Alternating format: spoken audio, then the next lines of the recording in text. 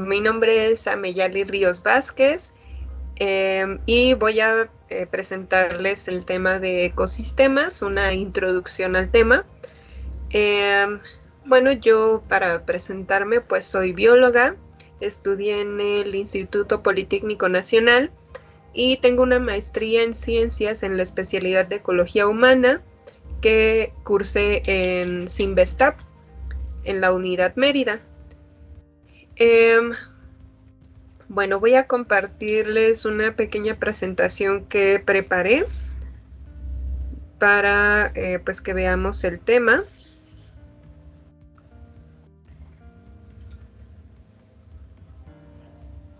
Y bueno, pues preparé una introducción porque pues este es un tema bastante amplio. Es probable que les queden muchas dudas, pero bueno, pues para eso estamos. Pueden escribirme al final, aquí está mi correo electrónico y al final se los pondré nuevamente para que puedan escribirme por cualquier duda o comentario que tengan. Bueno, antes de empezar quisiera comentarles que preparé este tema revisando la guía para docentes de educación básica para ver pues cuáles eran los contenidos que tenían que ver con este tema y que ustedes pues tienen que facilitar a los estudiantes. Entonces fue con base en eso y con base a mi preparación profesional que estructuré este tema con el temario que ustedes ya vieron. Entonces, bueno, empezamos con definir qué es un ecosistema. Hay que tener bien presente que esta palabra o este concepto es una abstracción de la realidad, que no precisamente es el nombre que se le da a un objeto por decir mesa, ¿no? Todos sabemos que es una mesa y pues se le dio ese nombre y ahora conocemos en español muy bien a qué se refiere ese concepto. Pero ecosistema es una forma reducida o sintetizada, por decirlo así, de la realidad, para nombrar algo que es bastante complejo. Entonces, también podemos pensar que es una herramienta conceptual para entender y organizar nuestro entorno, o que puede ser también un modelo en el que se hace una representación muy simplificada de la realidad. Esto hay que tenerlo presente porque va a haber ciertos problemas para entender completamente qué es un ecosistema y que estos problemas están relacionados con este asunto de que es una forma de simplificar las cosas. Entonces hay veces que pues no nos va a parecer tan simple. Entonces, bueno, hay diferentes perspectivas desde las cuales abordar lo que es un ecosistema. Podríamos decir, por ejemplo, que es la unidad fundamental que estudia la ecología, porque pues la ecología es esta ciencia que estudia las relaciones entre los seres vivos y el entorno, por decir una definición muy breve. Entonces, en la ecología, ecosistema es la unidad fundamental a estudiar. Ahorita vamos a ver por qué. Y también podemos decir que es uno de los niveles de organización del universo, que es una estrategia para la gestión o manejo, la conservación y el uso equitativo de la naturaleza. Pero en realidad este término fue propuesto por un autor apellidado Tansley en 1935. Hace pues ya falta no mucho para que sean los 100 años de que se ha propuesto. Entonces se imaginarán que durante todo este tiempo pues ha habido cambios, adiciones al concepto, se han quitado cosas y dependiendo del autor, entonces podemos encontrar muchas definiciones sobre lo que es un ecosistema. En la bibliografía que les adjunté van a encontrar un artículo científico sobre este término. sobre el concepto de ecosistema. Es una revisión de 80 años en los que ha cambiado el ecosistema, y bueno, ahí van a encontrar muchas definiciones. Lo que quiero es que con esta presentación que les estoy haciendo, ustedes mismos elaboren su definición de ecosistema. Entonces, ¿cómo la vamos a elaborar? Bueno, pues muchas veces tenemos que definir características, y a partir de ellas pues vamos formando un concepto. Entonces, las dos características o dos de las características más esenciales, los actores, digamos, de este ecosistema, van a ser los elementos físicos o factores abióticos y los elementos biológicos. Estos en conjunto van a componer un ecosistema. Pero lo interesante de ellos es que interactúan constantemente. Si tenemos factores físicos y biológicos que no interactúan mucho, entonces es probable que no formen parte del mismo ecosistema, por poner un ejemplo. Entonces, una de las características es que van a interactuar constantemente. Otra es que este conjunto de elementos físicos y biológicos tienen una afinidad considerable. Vamos a encontrarlos, pues, en algunas maneras parecidos, en otras maneras que van a interactuar bastante, que pues son afines entre sí. Y también como conjunto van a tener una independencia relativa de otros conjuntos. Entonces, pues por ejemplo, podemos diferenciar claramente, digamos, en Baja California, las zonas de matorral xerófilo del océano. O sea, son cosas que podemos a simple vista reconocer bastante diferentes y relativamente independientes entre sí. Y además ocupa un área determinada. Entonces, y algo que se adicionó recientemente es que los ecosistemas, esta perspectiva, permite estudiar los flujos de energía, de materia y de información genética. Entonces, mencionábamos que puede ser considerado también un nivel de organización de la vida. Entonces, acá les puse los niveles de organización en azul, los niveles que son inferiores a individuo, y en verde los que son superiores a individuo. La ecología va a estudiar los niveles que son superiores a individuo, mientras que otras ciencias van a estudiar los niveles inferiores. Entonces podemos ver que en los inferiores va desde los átomos hasta la formación de aparatos y sistemas que en conjunto pues forman un individuo. Y los niveles superiores pues van a pasar por población, que es el conjunto de individuos de una sola especie, la comunidad, que es el conjunto de poblaciones de diferentes especies, y el ecosistema, que es una comunidad o varias, pero que toma en cuenta los factores abióticos con los que interactúa esta comunidad. Y bueno, tenemos también los biomas, que es una perspectiva más amplia geográficamente que los ecosistemas. Los biomas están compuestos de ecosistemas. Estos son a nivel de la Tierra, o sea, la escala en la que se abordan los biomas es a una escala muy, muy, muy grande. Y finalmente tenemos la biosfera, que es esta capa de la Tierra en donde se desarrolla la vida. Entonces, bueno, mencionamos que los factores abióticos son un componente fundamental del ecosistema. Y a estos factores también se les denomina biotopo, y eso pues lo vamos a ver porque es un escenario o medio físico, por eso es lo de topo, que tiene características definibles, que serían estos factores abióticos, y es el escenario en donde interactúan los organismos, pero también con el que interactúan los organismos de diferentes especies. Algunos ejemplos de factores abióticos pues son la temperatura, la salinidad, la concentración de oxígeno, la disponibilidad de agua, la humedad, la precipitación, el clima, que en realidad es un concepto que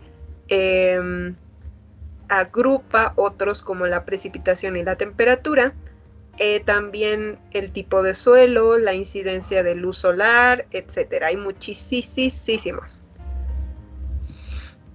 Mientras que los factores bióticos, también llamados biocenosis, son per se los organismos vivos que se asientan en un biotopo determinado.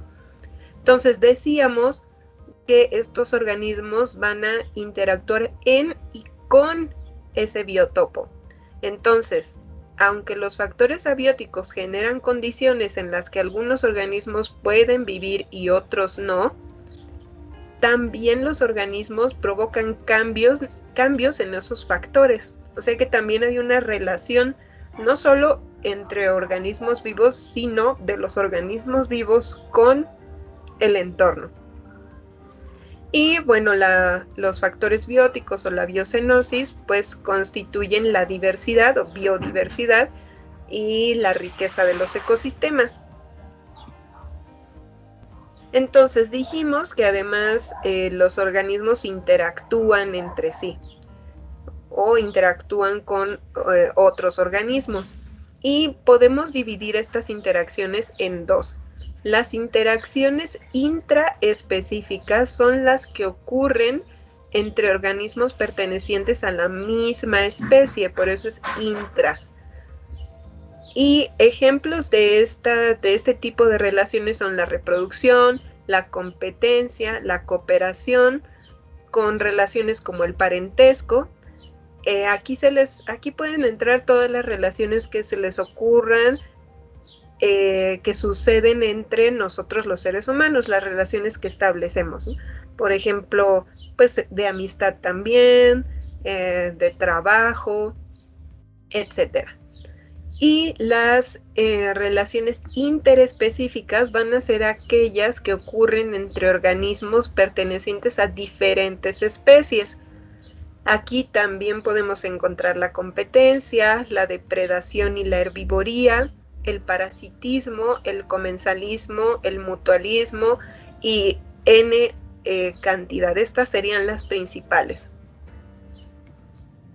Ahora bien, entonces tenemos que estas interacciones entre las especies que podemos ver acá, pues las vamos a ver también, las podemos representar mediante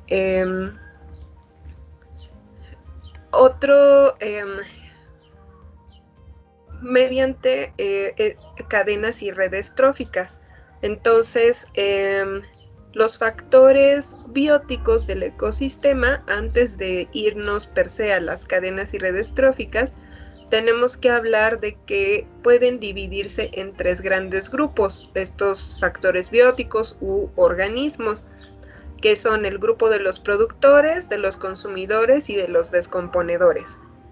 Los productores van a ser aquellos organismos que pueden transformar materia inorgánica, que estaría, por ejemplo, agua, los nutrientes del suelo y los gases del aire, en sustancias orgánicas que pueden ser aprovechadas como alimento. Uno de estos procesos más famosos pues sería la fotosíntesis. Y este alimento que generan este tipo de organismos productores va a ser ocupado por ellos mismos, que son autótrofos, o también puede ser alimento para otros organismos, que serían los organismos heterótrofos. Entonces, estos otros organismos que se alimentan de los productores van a ser los consumidores. Entonces, podemos decir que los consumidores dependen de los productores para alimentarse y pueden ser clasificados según el tipo de dependencia. Por ejemplo, los consumidores primarios son los que se alimentan directamente de los productores, es decir, dependen de ellos directamente. Un ejemplo son los herbívoros. Los consumidores secundarios son aquellos que se alimentan de consumidores primarios, o sea que dependen indirectamente de los productores. Como podemos poner como ejemplo un venado. Y los consumidores, bueno, un venado en consumidor primario y en secundario podríamos decir un coyote. Mientras que un coyote que se alimenta de un venado. Y los consumidores terciarios se alimentan de los consumidores secundarios. Estos dos, los secundarios y los terciarios, dependen indirectamente de los productores. Y un ejemplo de consumidor terciario podría ser un jaguar. El jaguar que se come al coyote, el coyote que se come al venado y el venado que se come a alguna planta. Entonces, bueno, el tercer grupo de organismos en el que podemos clasificar a los organismos sería el de los descomponedores, que son aquellos que se alimentan de materia orgánica que puede provenir de cualquiera de los niveles tróficos, puede ser de materia orgánica de productores o de consumidores, y al alimentarse de ella permiten que ésta se reincorpore a los ciclos de materia y energía, porque la transforman en compuestos inorgánicos. Es decir, hacen lo contrario que hacen los productores, que hacen, por ejemplo, las plantas. Las plantas transforman materia inorgánica en orgánica y los descomponedores transforman materia orgánica en inorgánica. Y así permiten que continúen los ciclos de materia y energía. Entonces acá les puse como ejemplo estos dos ecosistemas diferentes. El de la derecha es un ecosistema marino en el que los productores son el fitoplancton, los consumidores primarios son el zooplancton, los secundarios pueden ser algunos peces y los terciarios el ser humano que pesca. Mientras que en la pirámide de la izquierda es un ambiente terrestre en el que los productores son plantas, de ellas se alimentan herbívoros, de los herbívoros se alimentan los carnívoros y de los carnívoros se alimentan los necrófagos, aunque estos podrían alimentarse también de herbívoros. El chiste es que se alimentan de materia ya muerta, de animales ya muertos. Entonces, podemos ir viendo más o menos cómo existen estas relaciones de flujo de energía y materia, bueno, que permiten que fluya la energía y la materia. Por ejemplo, las relaciones de depredación y de herbivoría. Así que una cadena trófica o alimentaria, no se dice alimenticia, se dice alimentaria, va a ser una representación gráfica de los flujos de energía y de materia. Estos se representan con flechas y las flechas siempre van a ser de cómo fluye la energía. Muchas veces nos equivocamos al representar quién se come a quién, pero lo que tenemos que representar acá es cómo fluye la energía. Entonces, por ejemplo, en esta cadena del extremo izquierdo de la imagen, podemos ver que de la planta fluye hacia el caribú y del caribú la energía fluye hacia el lobo. No, al revés, no es que el lobo se come al caribú y el caribú se come a la planta. Entonces, esto nos va a permitir también representar patrones de alimentación y sin embargo, pues todos sabemos que pues generalmente los organismos no consumimos un solo tipo de alimento, consumimos varias cosas.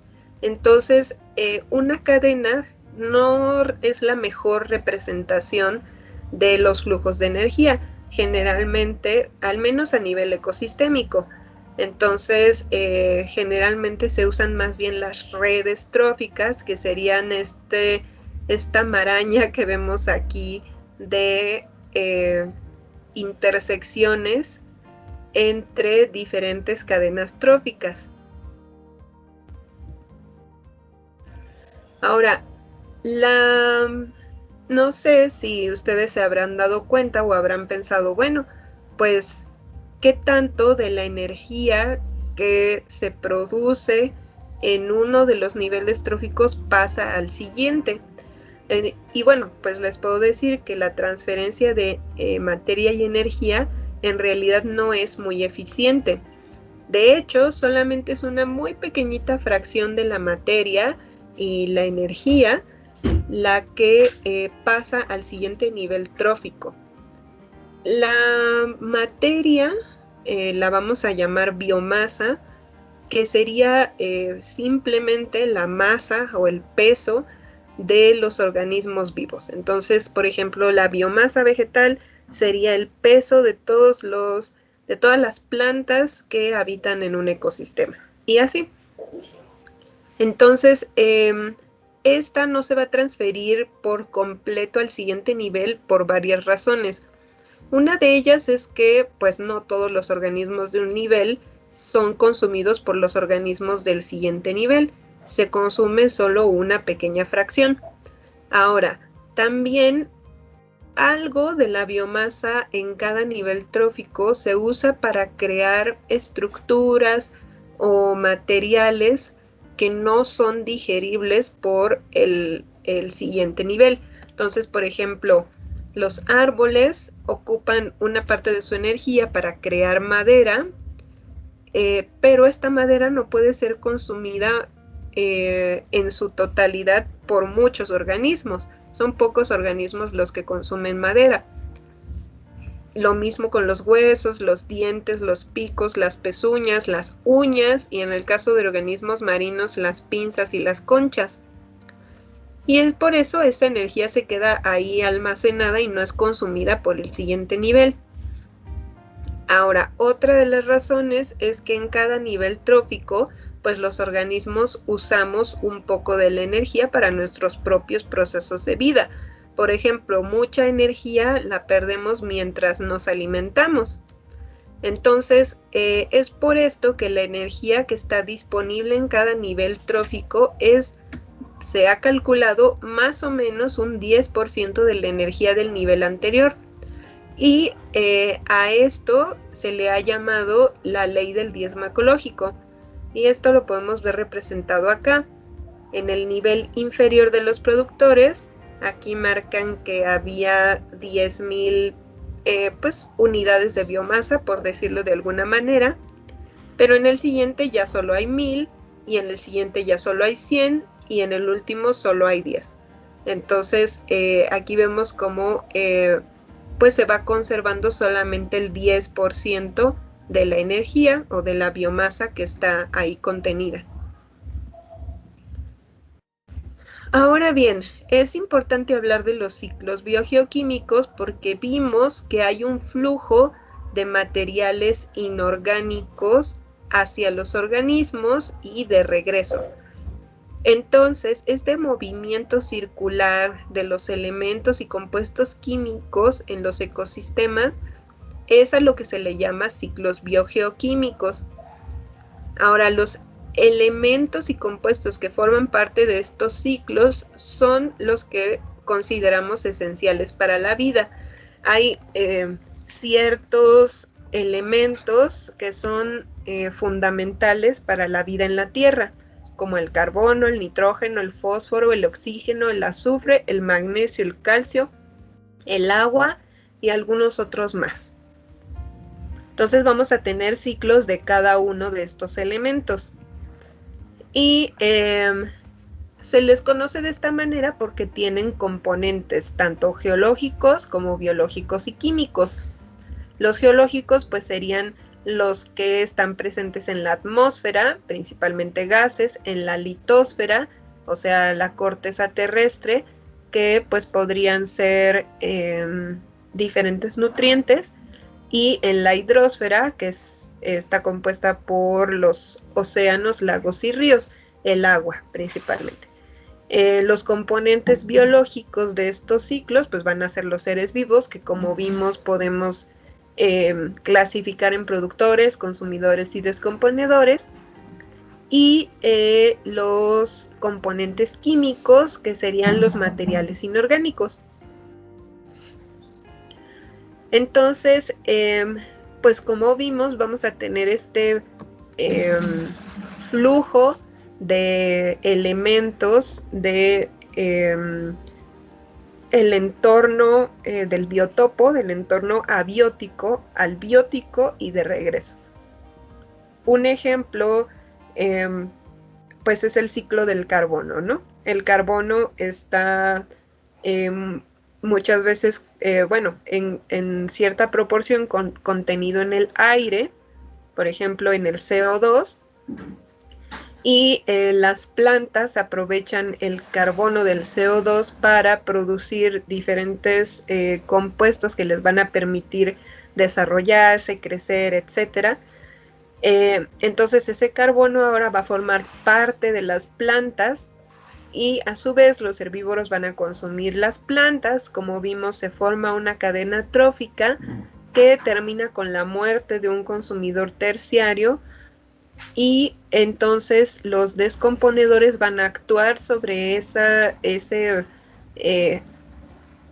organismo muerto y van a convertir el carbono que está contenido en él en un carbono que esté disponible ahora en el suelo, por ejemplo, o que regrese nuevamente a la atmósfera. Entonces, y así se va formando el ciclo y fluyen, es como fluyen los materiales orgánicos e inorgánicos. Entonces, bueno, pasando ya al tema de los tipos de ecosistemas en México, primero tendríamos que hablar sobre cómo diferenciar o reconocer un ecosistema. Y esto es ciertamente muy difícil, porque pues los ecosistemas no tienen límites claros como los tiene un individuo. Por ejemplo, pues cada uno de nosotros sabemos muy bien dónde termina nuestro cuerpo. Entonces, pero no es fácil reconocerlo en un ecosistema. Y esta dificultad tiene que ver con el espacio y el tiempo. En términos de espacio, es difícil definir dónde se encuentra habitando una comunidad, porque muchas especies tienen distribuciones restringidas y otras muchas tienen distribuciones muy amplias. Entonces, definir un espacio en el que estén todas contenidas es muy difícil. O eso, bueno, dificulta poder diferenciar en qué espacio se encuentra cierta comunidad. Ahora, y bueno, eso no solo sucede con los organismos, sino también con los factores abióticos. Ahora, en términos de tiempo, los ecosistemas cambian, y no cambian de un día para otro, cambian muy lentamente a lo largo de cientos y miles de años. Entonces, es difícil delimitar en qué momento terminó de ser, no sé, por ejemplo, hemos escuchado que algunos desiertos fueron anteriormente bosques. Entonces, es difícil decir cuándo, qué día y a qué hora dejó de ser bosque y empezó a ser desierto, porque es un proceso que tarda mucho tiempo. Así que la estrategia para abordar este problema es simplemente la subjetividad. La persona que observa, ya sea el científico o quien sea, o un grupo de personas, decide cuáles van a ser los componentes que van a delimitar a cada unidad, a cada ecosistema. Y entonces no son discriminables naturalmente, nosotros intervenimos para separarlos. Generalmente los separamos o los definimos según la característica o funcionalidad que queremos resaltar. A veces pues se va a querer resaltar un ciclo de nutrientes, uno de esos ciclos de, por ejemplo, el ciclo de carbono, o a lo mejor queremos resaltar la diversidad, o el flujo de materia, etc. Y a partir de definir esta característica que queremos representar, vamos a definir el tamaño, los límites espaciales y de tiempo y los componentes relevantes. Ahora hay que tener en cuenta que un ecosistema puede ser tan pequeño como un cultivo en un frasco o como un charquito que se formó un día de lluvia, o puede ser tan grande como toda la Tierra en sí. Entonces, para definir los límites entre los ecosistemas, generalmente se analizan las relaciones que existen entre sus componentes, entre factores bióticos y abióticos. Y analizando, por ejemplo, relaciones cercanas y distantes, vamos a poder diferenciar mejor un ecosistema de otro. Entonces podemos decir que, por ejemplo, un pino que habita en la Sierra de Puebla, pues va a tener una relación muy distante con un cangrejo que habita en la playa de Veracruz.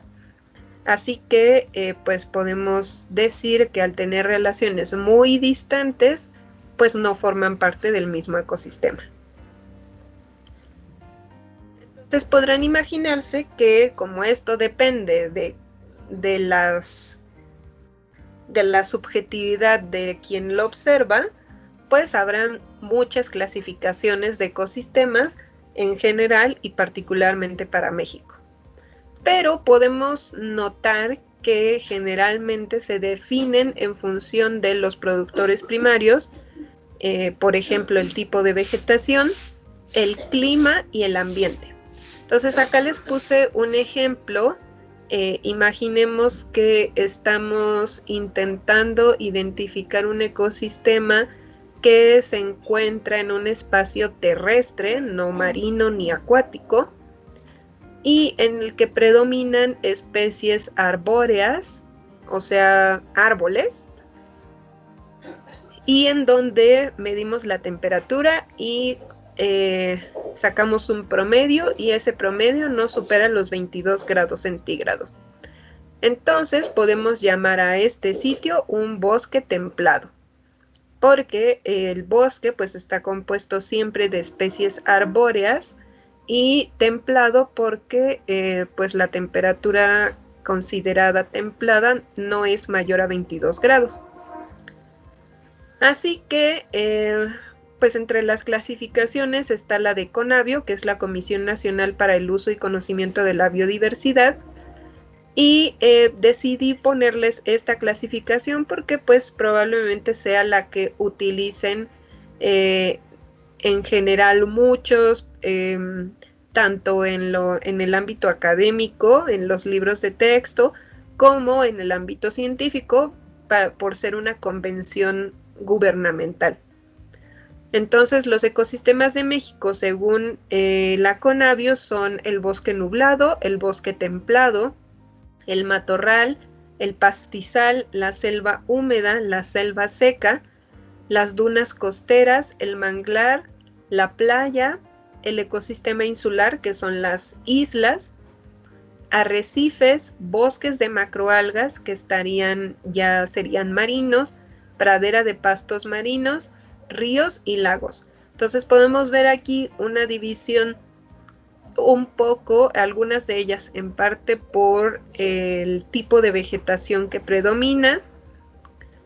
También si se refiere a sitios de ambiente terrestre o ambiente acuático, pero podemos ver que hay algunos que son tanto de ambiente acuático como de ambiente terrestre, como el manglar o las playas o las dunas costeras. Entonces, este tipo de ecosistemas que tienen estos dos ambientes se van a denominar ecosistemas mixtos. Ahora bien, como tema final quise incluirles de los socioecosistemas, que porque vi en los contenidos de la guía docente que pues se intenta contemplar también temas como la contaminación y la conservación.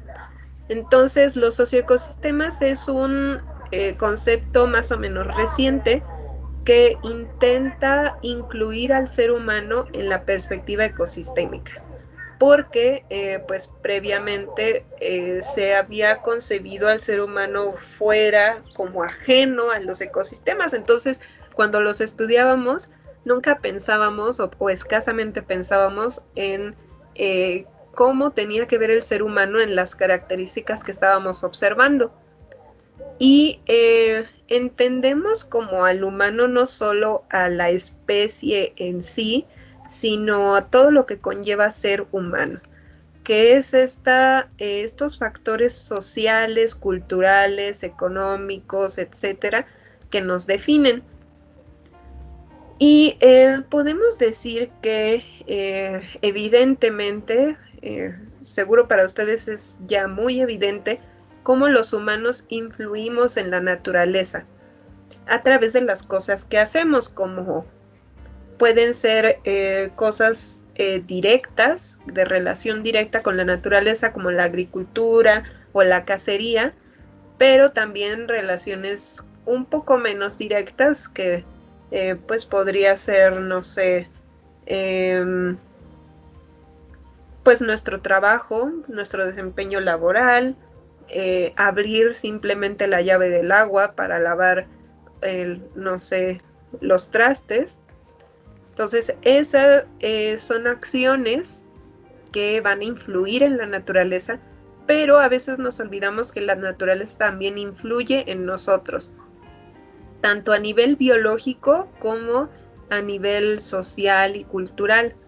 Entonces, de esta interacción humano-naturaleza pueden surgir muchas cosas como los conocimientos. La naturaleza es objeto de conocimiento, objeto y fuente de conocimiento.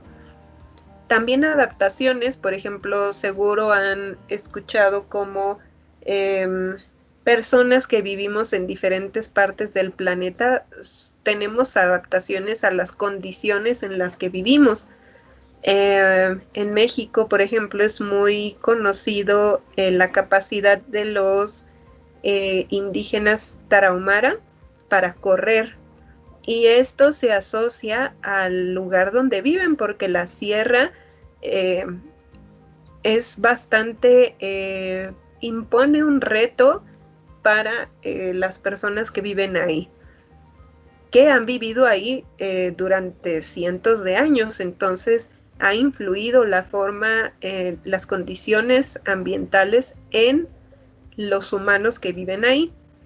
También influye o también son producto de estas interacciones, de esta interacción las enfermedades, como la pandemia que estamos viviendo. También las especies domesticadas, el maíz no sería maíz si no fuera por esta interacción. Y las cosmovisiones, estas diferentes formas en que las personas vemos el mundo. Y bueno, para poder abordar el tema del deterioro y la contaminación de los ecosistemas, hay que tener presente que los ecosistemas tienen un equilibrio dinámico y que han tardado mucho tiempo, miles de años, en desarrollar ese equilibrio.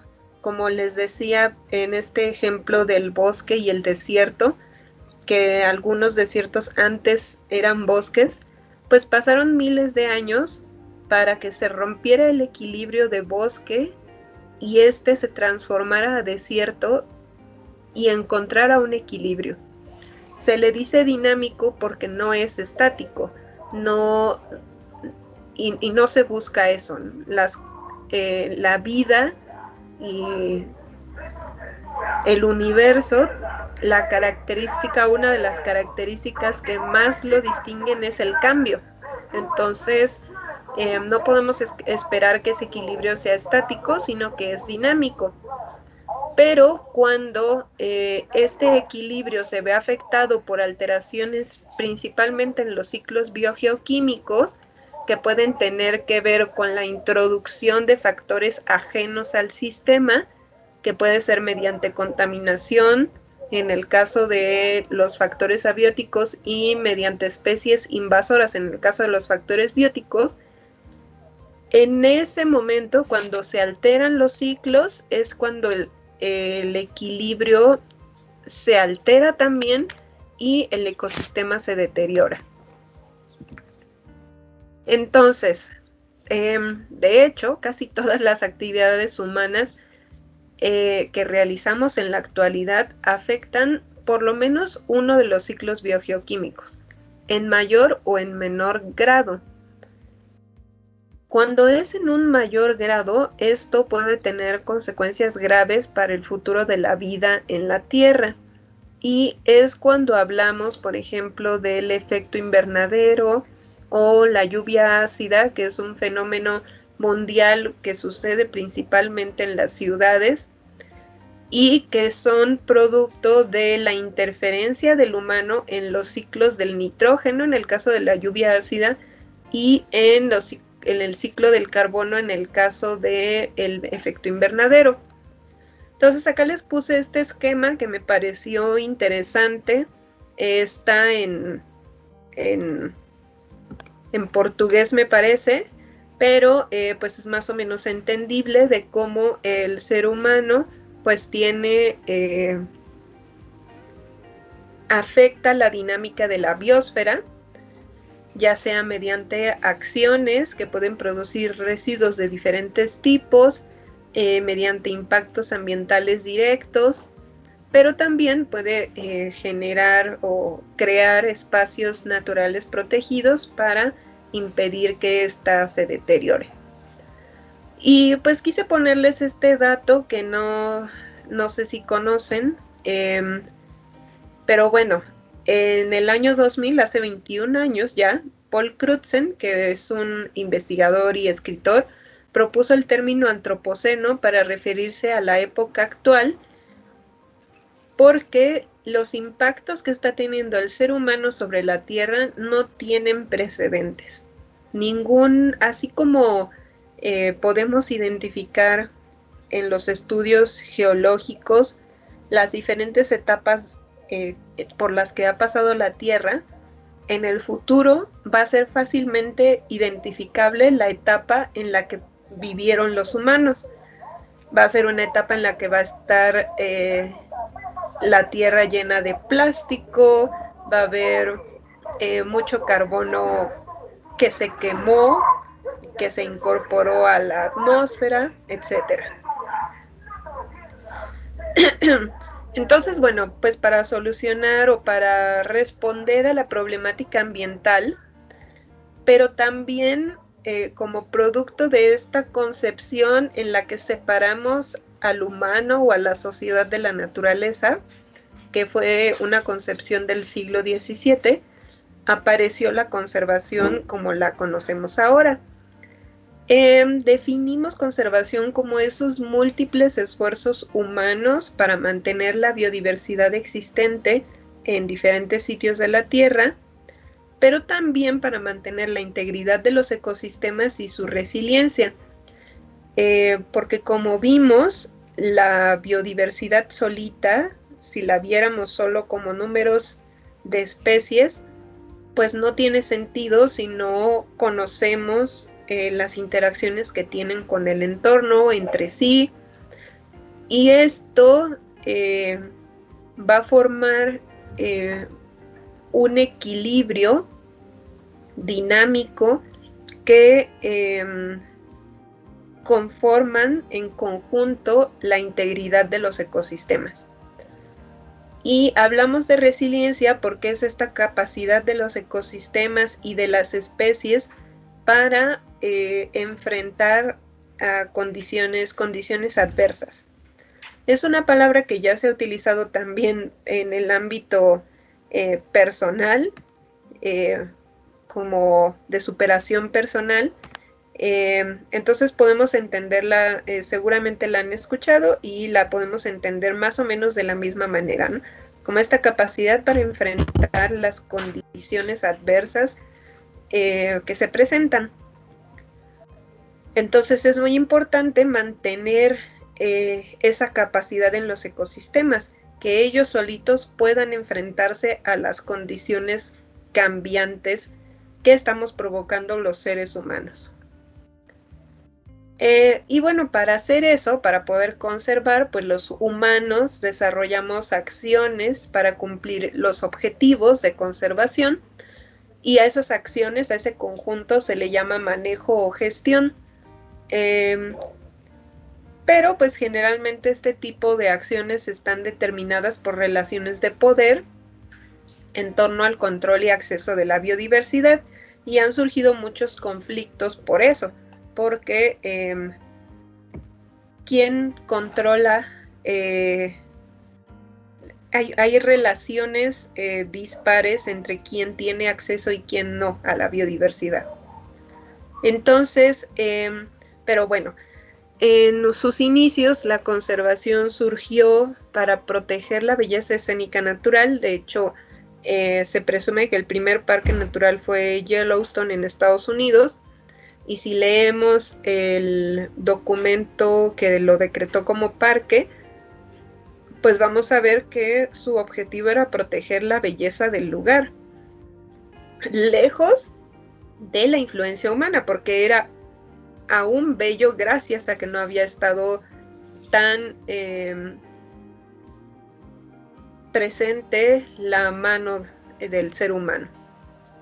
Pero cuando empezamos a entender que el ser humano formaba parte de la naturaleza y que no nada más era un victimario de ella, sino que también víctima de sus propias acciones, la perspectiva cambió, y fue necesario reconocer que los ecosistemas son complejos y que entonces hay que gestionarlos de manera integral, o sea, contemplar también al ser humano, haciendo que sean compatibles la conservación de la biodiversidad y el desarrollo local, y esto mediante el uso adecuado de la naturaleza, que ahora se ha llamado sustentabilidad o sostenibilidad.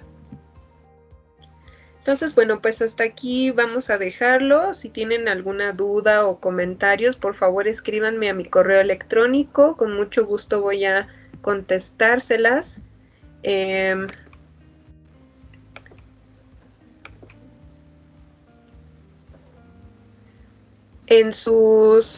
Me gustaría que hicieran este ejercicio, por un lado, de desarrollar su propia definición de ecosistema con todo lo que mencionamos, y que a la vez intenten identificar en un ecosistema de los sitios, del sitio donde están.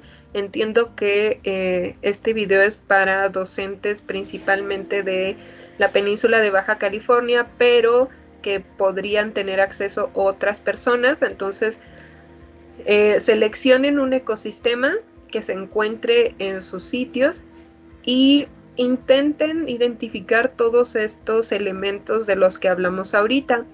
Puede ser utilizando una fotografía, pueden hacer un dibujo, un esquema, no sé, lo que a ustedes se les ocurra con creatividad para identificar estos elementos.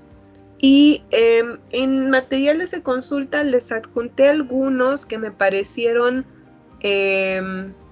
más bien no quise compartirles algo muy con un lenguaje demasiado científico, porque pues la finalidad no es per se esa, sino más bien, por un lado les compartí textos que fueran pues pensados para la docencia. Entonces creo que hay 2 textos sobre eso. Y otros son, de hecho, algunos artículos científicos, pero sobre estrategias para abordar temas y conceptos ecológicos con los alumnos. Intentando que pues puedan tener algunas ideas que les puedan dar algunas ideas de cómo abordar estos temas con sus alumnos. Y sobre esta bibliografía más técnica, de los temas, hay dos autores que son bastante famosos en ecología, que son Odum, cuyo libro se llama Fundamentos de Ecología, que van a encontrar en la bibliografía. No lo encontré en electrónico, por eso es que no se los puedo pasar. Si alguno de ustedes lo encuentra, por favor, si me lo puede compartir, sería muy feliz. Ese libro yo lo he consultado en bibliotecas.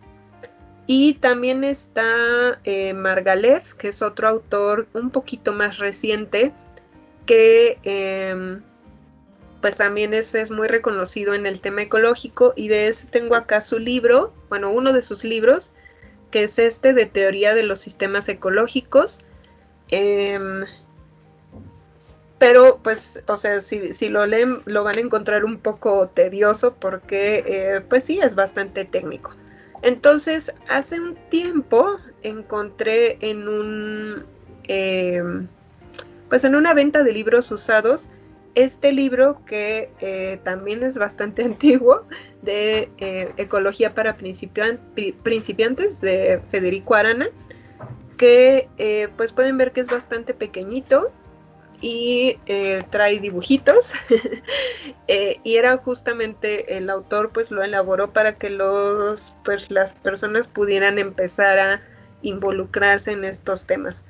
Entonces tiene un lenguaje mucho más accesible y es bastante claro. Entonces, si lo consiguen ahí en algún lugar, les puede ser útil como material de consulta para ustedes, pero principalmente para sus alumnos. Entonces, bueno, esos son los materiales que les quise compartir. Eh, pues les vuelvo a decir, no encontré alguno en electrónico que fuera en un lenguaje técnico. Entonces, y pues es por esto, ¿no? Porque las ciencias pues se van nutriendo con el paso de los años, y hasta que llega alguien y decide agarrar todo ese conjunto de conocimientos que se han emitido y ponerlos en un solo lugar. Entonces, y para que alguien le den ganas de hacer eso es muy difícil. Entonces, la verdad es que a Margalef y a Odum, pues son dos de los autores que hicieron esto. Y pues se les agradece un montón porque pues sus libros son básicos para entender la ecología. Entonces, pues bueno, espero que les haya sido útil, y me gustará mucho leer tanto su actividad, que es esto de desarrollar su concepto de ecosistema y identificar todos los componentes de un ecosistema en alguno que ustedes elijan. Entonces me gustará mucho leer pues su actividad, y además si tienen dudas o preguntas.